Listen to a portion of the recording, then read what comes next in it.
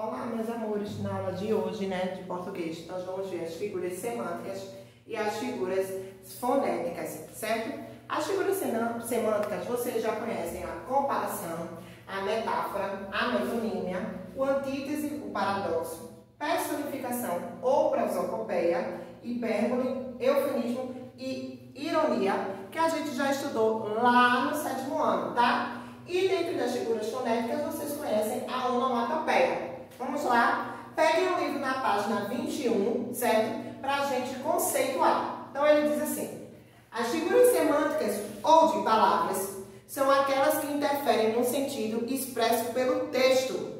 O uso dessas figuras está ligado à intenção de causar certo efeito na interpretação do leitor ou do interlocutor, levando a entender a mensagem que está sendo transmitida a partir de outra perspectiva, que não seja da significação mais direta e literal. Em outros termos, as palavras, as expressões e as frases adquirem um sentido particular quando fazem parte da composição dos textos. Nos textos a seguir, foram empregadas as principais figuras semânticas. Leia-os com atenção. Para trabalhar as figuras semânticas, certo? Essas daqui, eles trouxeram um texto. Então, o texto 1 diz assim: o gondoleiro do amor. Teus olhos são negros, como as noites, sem luar. São ardentes, são profundos, como o negrume do mar. Teu amor na treva é um haste, no silêncio uma canção. É brisa nas calmarias, é abrigo no tufão. Castro Alves, espumas flutuantes, tá?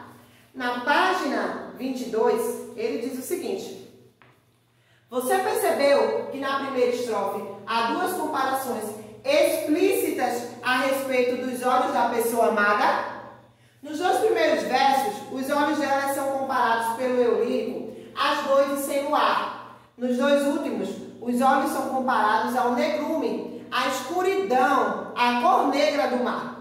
Nas duas situações, a comparação é estabelecida pela presença do termo comparativo como. Já na segunda estrofe, também há comparações. No entanto, elas estão implícitas, pois não há presença de um termo comparativo. O amor da pessoa amada é como um astro na terra, como uma canção no silêncio, como uma brisa nas calmarias e também como um abrigo diante de um tufão, um furacão.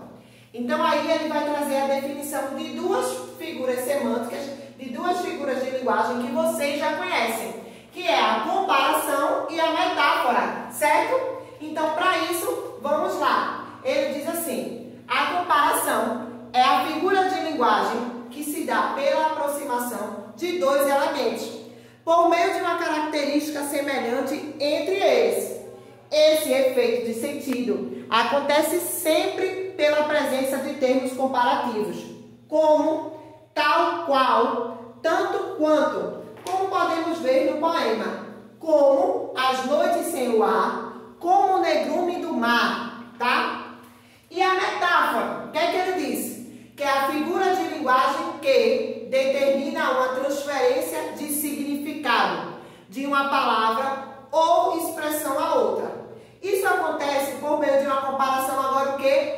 Implícita, isto é, sem a presença de termos comparativos, como acontece com a comparação entre os dois elementos, por meio de uma relação de semelhança entre eles, certo? Então ele diz assim: teu amor na terra é um astro, no silêncio uma canção, certo? Então aí ele já não utiliza na metáfora de termos comparativos para fazer essa transferência de significados. Então vamos lá para o texto 2. O que é que diz o texto 2 e qual figura de linguagem, figura semântica vamos trabalhar? Dobrando o cotovelo da estrada, Fabiano sentia distanciar-se um pouco dos lugares onde tinha vivido há alguns anos. O patrão, o soldado amarelo e a cachorra baleia esmoreceram no seu espírito. Graciliano Ramos, Vidas Secas.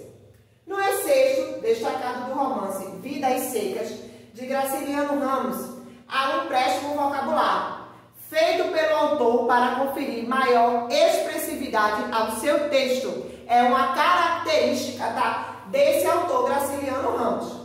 É óbvio que o escritor sabia, ao escrever, que a estrada não tem cotovelo, que este corresponde a uma parte do corpo humano. Entretanto, por se tratar de um texto literário, essa comparação mental acaba mudando o sentido de uma palavra para ressignificar o contexto criado.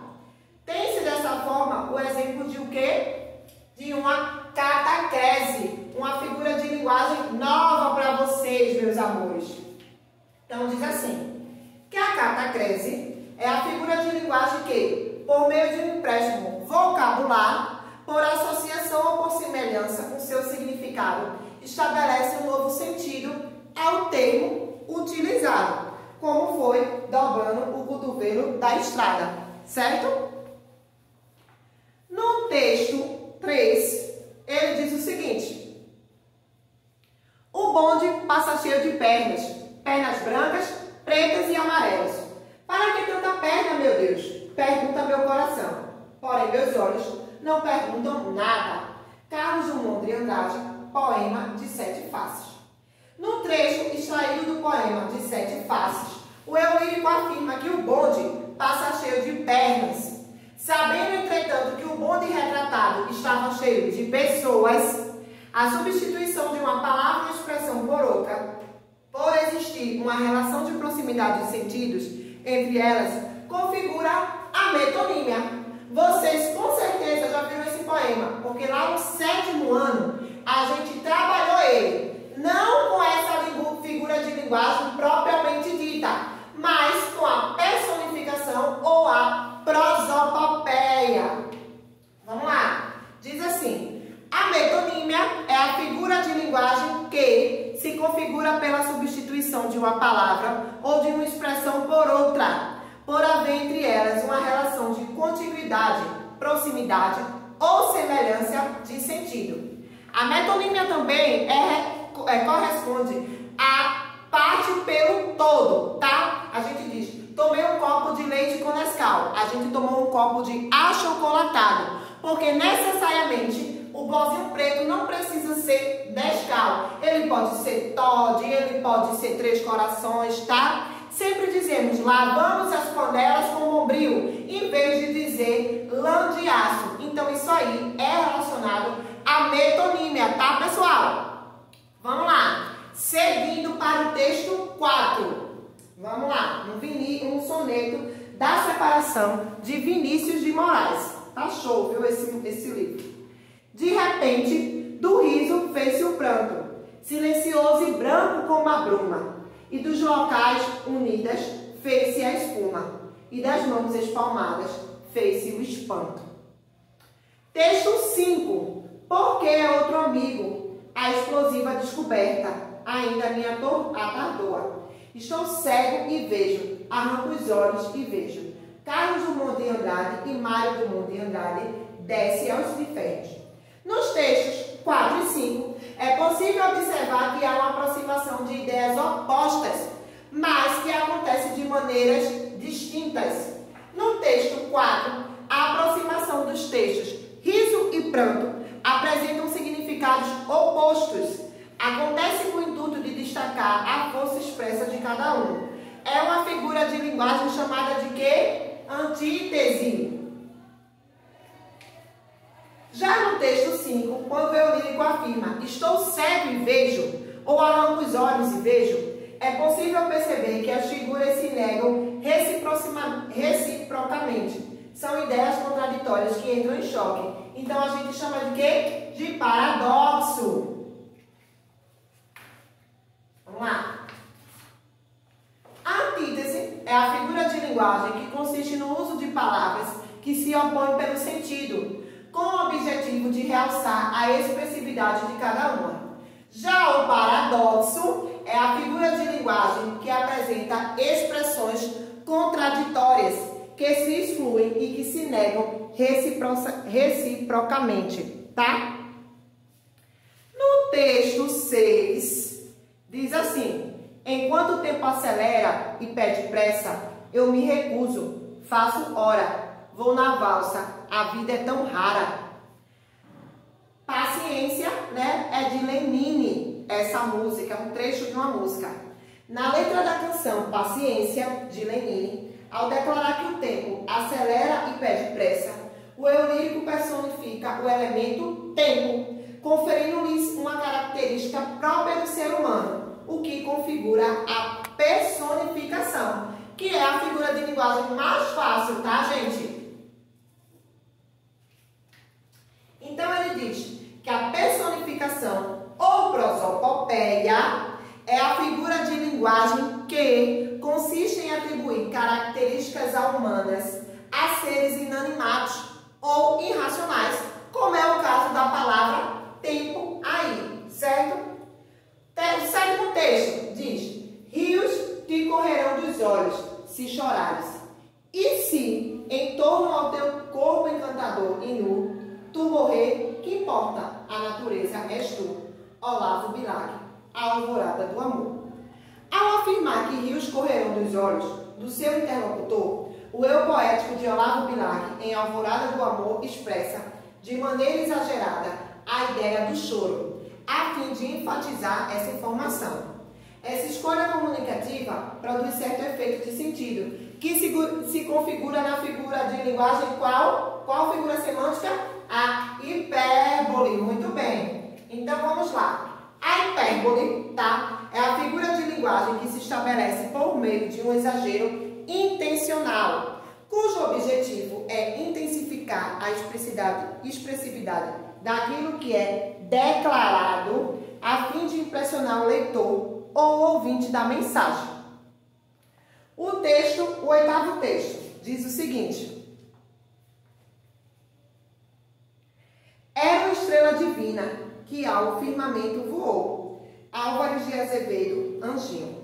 Nesses versos, o eu lírico do poema Anjinho usa os termos que ao firmamento voou para dizer que a criança morreu.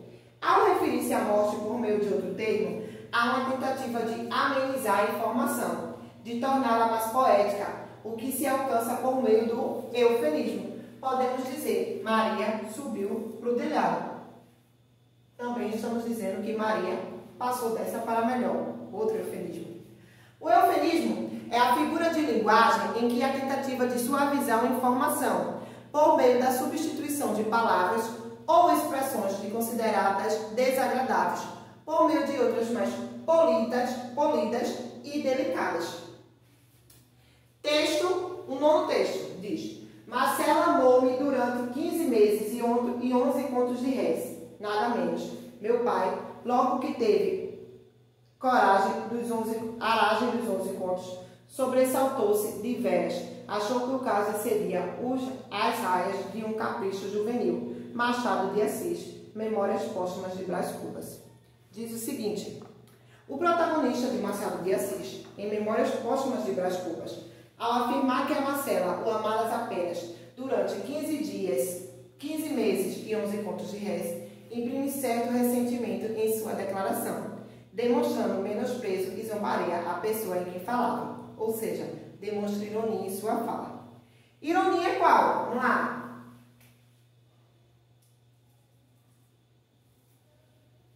Que diz sobre ironia? Figura de linguagem que consiste em expressar exatamente o oposto daquilo que se quer declarar. É uma forma de expressão que deixa transparecer a ideia de crítica, de censura ou até mesmo o intuito de ridicularizar alguma situação ou alguém. As reticências constituem a pontuação que mais evidencia um pensamento irônico ou sarcástico. Aí agora a gente vai para essas bonitas aqui, ó. As figuras fonéticas ou as figuras de som. São aquelas que valorizam a expressividade por meio da sonoridade, a partir da repetição de sons. São construções que servem para realçar o ritmo e a musicalidade de um texto, especialmente dos textos inscritos em versos. Observe as principais figuras fonéticas nos textos a seguir. No texto 1. Passa tempo, tic-tac, passa a hora. Chega logo, tic-tac e vai-te embora. Vinícius de Moraes, o relógio. Nos versos transcritos poema O Relógio, de Vinícius de Moraes, o eu poético representa o som do relógio com a expressão tic-tac. O uso dessa expressão constitui uma tentativa de sugerir os efeitos sonoros produzidos pelo relógio, o que se configura o quê? Uma onomatopeia. Quem é ela? Vamos lá. É a figura de linguagem responsável pela repetição ou representação gráfica de um som ou de um ruído. Trata-se da imitação do som natural das coisas. Para o texto 2, ele vai trabalhar a aliteração e a assonância. Vamos lá? Berro pelo aterro, pelo desterro, berro por seu berro, pelo seu erro. Caetano Veloso, qualquer coisa. Nos versos retirados da canção de Caetano Veloso, é possível observar a presença de duas ocorrências sonoras distintas: a repetição de algumas vogais e também de algumas consoantes. A repetição do som da consoante R nas palavras berro, aterro, desterro e erro consiste na figura de linguagem chamada de aliteração. Além disso, a vogal E, aberta em berro e fechada em aterro, desterro e erro, caracterizam exemplos de assonância. Eita, Lulu virado na gota, viu? Vamos lá. Quem é a aliteração? Figura de linguagem que consiste na repetição de sons consonantais, consoantes, iguais ou semelhantes, a fim de imprimir ritmo à frase. Quem é a assonância? É a figura de linguagem que consiste na repetição de sons vocálicos, as vogais, com a intenção de provocar um efeito de estilo. Vamos lá. O conhecimento desses recursos estilísticos são muito importantes, uma vez que podem ajudá-lo a perceber como os sentidos são construídos nos textos. Como dito anteriormente, há ainda mais uma categoria das figuras de linguagem, as figuras sintáticas, cuja abordagem será feita na próxima unidade, tá, gente? Vamos lá na página 28 e 29, que tem atividade para os meus amores, e na página 30. Diz o seguinte: leia este poema de Mário Quintana e responda as atividades propostas. O nome do poema é Ritmo. Na porta, a varrideira varre o risco, varre o risco, varre o risco. Na pia, a menininha escova os dentes, escova os dentes, escova os dentes. No arroio, a lavadeira bate roupa, bate roupa, bate roupa. Até que, enfim, se desenrola a corda toda e o mundo gira, imóvel como um peão. Anotações poéticas, Mário Quintana. Primeiro quesito: quantos versos e quantas estrofes há nesse poema de Mário Quintana? Lembrando que a gente viu o poema na outra aula, tá? Segundo, o poema de Mário Quintana intitula-se Ritmo. Nos versos desse poema, como a ideia de ritmo é estabelecida. Terceiro, que efeito de sentido é estabelecido pela repetição de alguns versos do poema? Explique sua resposta. Quarto, nas três primeiras estrofes, há repetição de algumas consoantes e de algumas vogais. Letra A. Que nome se dá à figura de linguagem em que há repetição de consoantes? Acabamos de ver, tá? Letra B. Como se chama a figura de linguagem em que há repetição de vogais? Também a gente acabou de ver isso, viu, gente? Quinto, releia o último verso. E o mundo gira, imóvel como um peão. O trecho sublinhado corresponde a duas figuras de linguagens semânticas. Quais são elas? Sexto quesito. Explique em que consiste cada uma das figuras de linguagens definidas no exercício anterior. Sétimo. O poema todo transmite uma ideia de movimento. A que conclusão podemos chegar a respeito desse efeito de sentido? Também na página 29 tem a seção de tarefas, tá? Então diz assim: leia os excertos a seguir e classifique os trechos destacados, considerando a figura de linguagem predominante. Letra A. Moça linda, bem tratada. 3 séculos de família. Burra como uma porta. Um amor. Mário de Andrade. Vocês vão dizer qual é a figura de linguagem que predomina aí, tá? Letra B. chove, chuva, chove sem parar. Jorge Benjó. Vocês também vão me dizer qual é a figura de linguagem. Letra C. Sinto o canto da noite na boca do vento. Delcio Carvalho. Vocês vão dizer aí. Página 30. D. Meu coração é um balde despejado. Fernando Pessoa. Letra E. Os teus braços precisam dos meus. Os meus abraços precisam dos teus. Vinícius de Moraes. Letra F. Sendo a sua liberdade, era a sua escravidão. Também de Vinícius de Moraes. G. Tenho em mim todos os sonhos do mundo. Fernando Pessoa. H. Na messe, que enlouquece, estremece, a quermesse. Eugênio de Castro. I. Usei a cara da lua, as asas do vento, os braços do mar, o pé da montanha. Ronaldo Tapajós e Renato Rocha. J. E fizeste isto durante 23 anos, até que um dia deste o grande mergulho nas trevas. Machado de Assis.